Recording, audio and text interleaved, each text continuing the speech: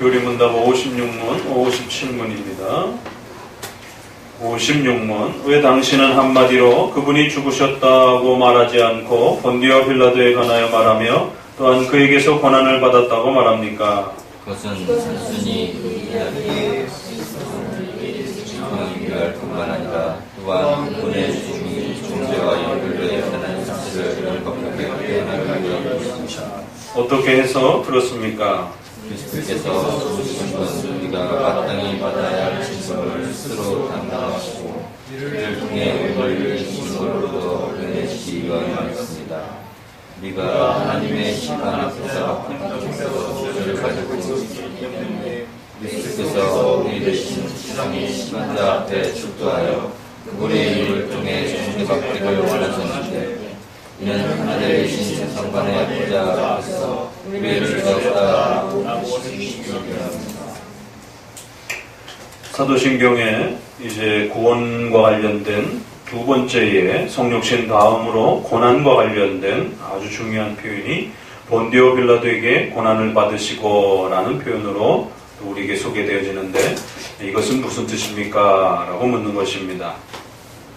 의외로 사도신경에는 예수님이 우리의 죄를 위하여 십자가에 대신 못 박혀 죽으셨습니다 라고 하는 이 복음의 핵심이 명확하게 문자적으로 그렇게 표현되어 있지는 않습니다.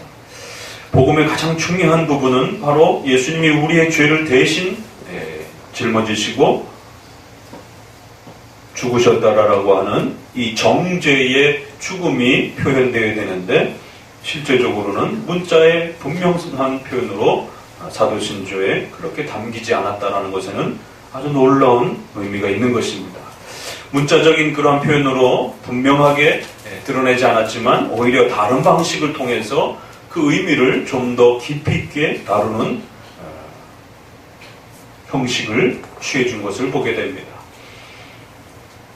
예수님이 우리의 죄를 대신 짊어지시고 정죄를 받아 죽었다라고 하는 이 고백에는 바로 본디오 빌라도에게 고난받으시고 라는 이 고백 속에 그 의미가 담겨진 것이다 라고 이렇게 교리문답서는 해설하고 있습니다.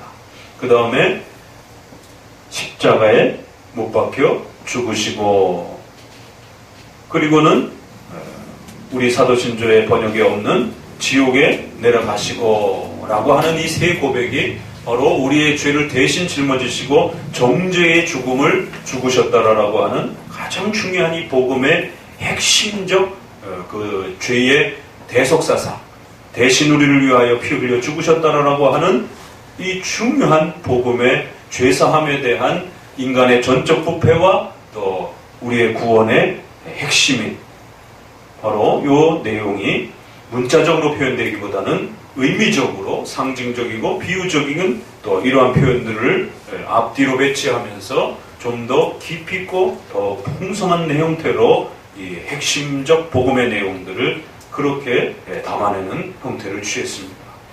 그렇기 때문에 이 세 가지의 표현은 구원과 관련해서 인간의 죄론과 관련해서 아주 핵심적 표현임을 기억하셔야 됩니다. 본디오 빌라도에게 고난받으시고 십자가에 못 박혀 죽으시고 십자가에 못 박혀 죽으심도 일반적 죽음이 아니라 정죄의 죽음에 해당이 되는 것입니다. 그리고 지옥에 내려가시고 라고 하는 것도 바로 인간에게 부어진 그 하나님의 무서운 심판자로서의 영원히 지옥에서 죽어야 된다라고 하는 그 하나님의 무서운 정죄가 얼마나 참혹하고 비참하고 무서운 것인지를 마치 그리스도께서 지옥의 고통을 맛보듯이 인간의 그 죄를 그렇게 맛보셨다라고 하는 것을 상징적 표현으로 지옥에 내려가시고 라고 하는 이 표현도 역시 인간의 그 정죄의 죽음이 마치 지옥의 고통을 맛보는 것 같은 그런 고통이다 라는 고백으로 담아내는 것입니다. 바로 이 세 개의 고백의 첫 번째로서 본디오 빌라도에게 고난을 받으시고 라는 고백이 이제 시작이 됩니다. 놀라운 것은 왜 사도신조가 그리스도의 이 중요한 정죄의 죽음과 우리의 죄를 대신 짊어지시는 대속적, 대리적 사랑의 이 죽음의 표현을 본디오 빌라도에게 라고 이렇게 표현했는가? 많은 분들은 이 고백을 들으면서 로마 시대에 실제적으로 빌라도라라고 하는 통치 속에서 그렇게 실제 역사 속에서 일어난 일입니다라고 하는 이 역사적 확실성, 역사적 객관성을 증명하기 위한 표현으로 그렇게들 많이 생각하신다는 거예요. 본디오 빌라도가 무슨 뜻입니까? 라고 성도들에게 물어보게 되면 대답을 못 하시는 분들이 거의 80%고 그 중에 10%는 역사적으로 로마 시대에 진짜 예수님의 죽음이 있었지 않느냐라고 하는 그런 역사적 객관성으로 대답하시는 분이 그나마 10%고 그리고 대부분의 거의 많은 분들이 본디오 빌라도의 고난의 이 고백은 바로 그 죽음이 정죄와 관련된 그런 고백의 의미를 담고 있다는 사실을 거의 모릅니다. 신학교에서도 신학 강의를 하면서 제가 제일 먼저 학생들에게 묻는 사도신조를 수십 번, 수백 번, 수천 번 고백하고 있는데 도대체 본디오 빌라도의 이 고난받으심이 무슨 뜻이냐라고 물으면 말씀드린 것처럼 거의 90%가 다르게 대답하고 겨우 한 0.5%나 한 1%나 몇 프로 정도가 이 정죄의 죽음을 본디오와 빌라도의 고백과 연결해서 고백하는 분이 아주 그렇게 드문 것을 보게 됩니다.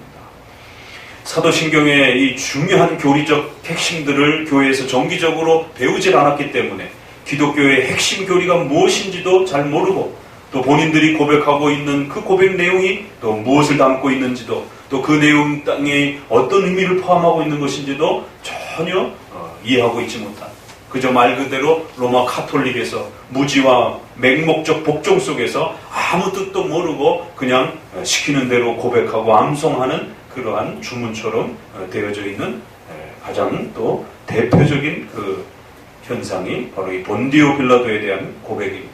명심하셔야 됩니다.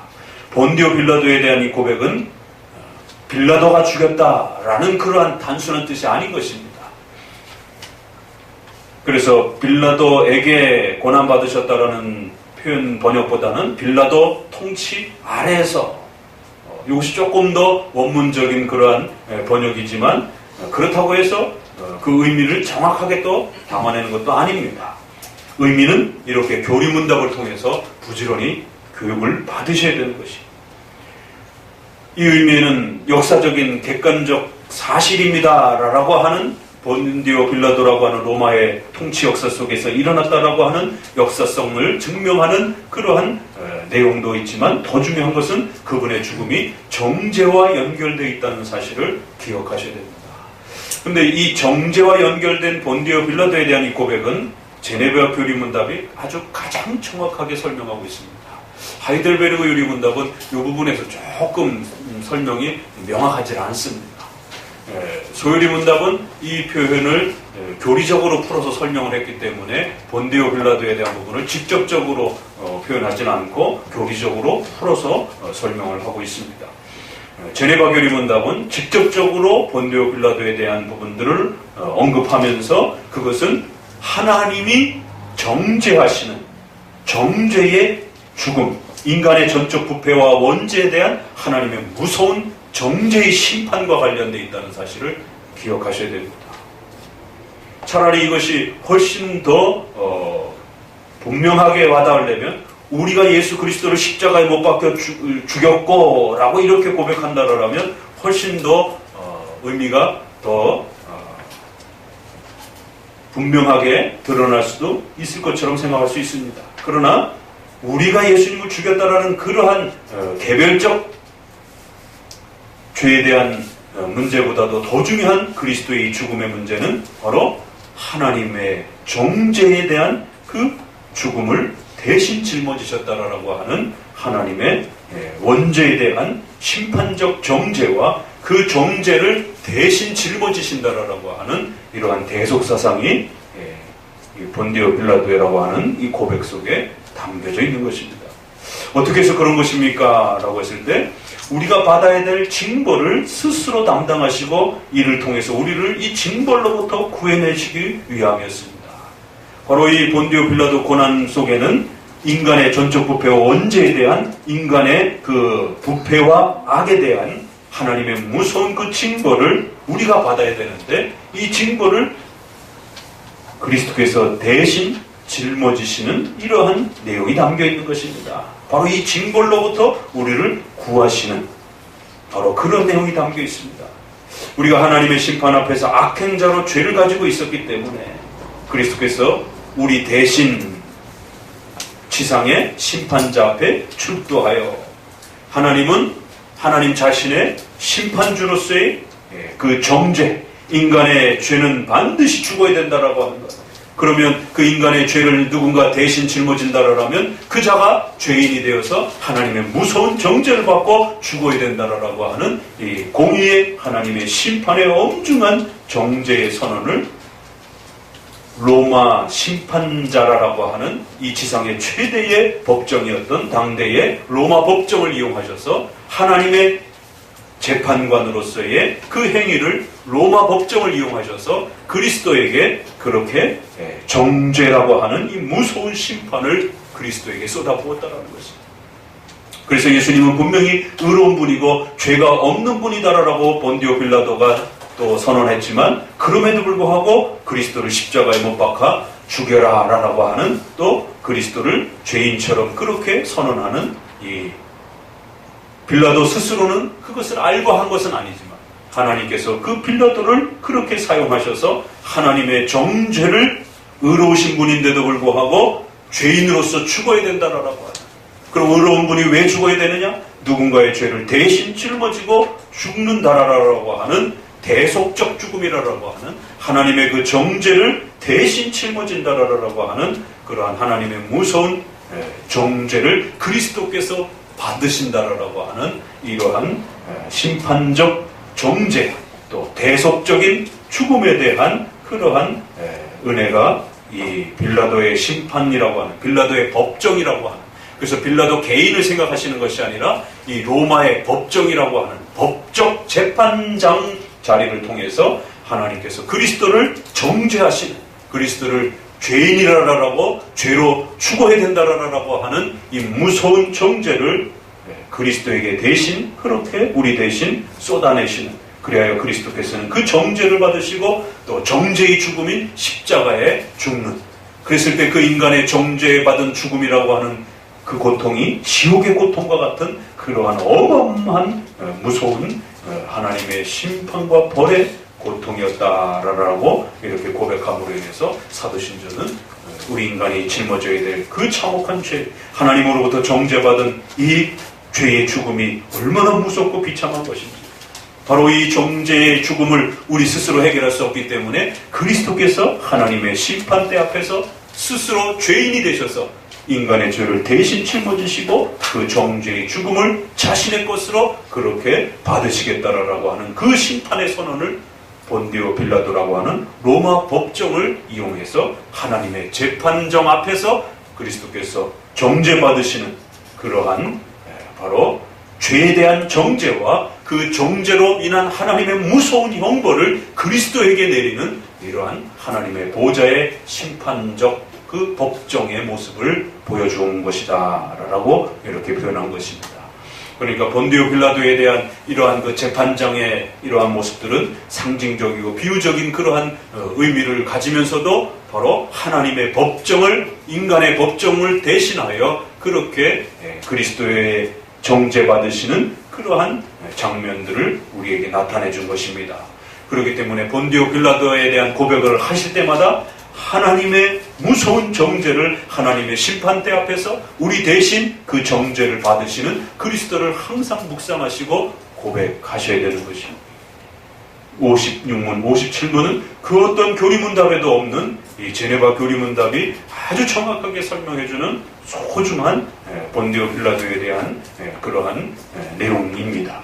이러한 내용들이 기독교 강요에 좀 더 분명하게 설명되어 있습니다. 오히려 이런 중요한 의미들이 후대의 다른 또 이러한 신학자들의 글 속에는 조금 의미가 약화되어지는 이런 모습들을 보게 됩니다. 오히려 또 다른 신조들에 대해서는 이런 부분들이 좀 더 선명하게 좀 잘 이렇게 설명되지 않는 것을 보게 됩니다. 오히려 이 기독교 강요와 제네바 교리문답이 바로 이 부분을 아주 집중적으로 이렇게 구체적으로 물으면서 이것은 단순한 역사적 사실이 아니라 죽음이 정죄와 연결되어 있다라고 하는 사실. 그래서 그 정죄는 인간이 받아야 되는 원죄와 전적 부패에 대한 하나님의 심판자로서 인간에게 내리시는 그 벌을 그리스도께서 스스로 그렇게 짊어지시고 정죄받으시는 그러한 우리의 죄사함과 관련된 중요한 복음의 핵심 고백을 담고 있는 내용입니다. 라고 이렇게 표현하고 있습니다. 56문, 57문 아주 중요한 또 이 내용들을 잘 기억하시기를 주의 말씀으로 권면을 드립니다. 기도드립니다.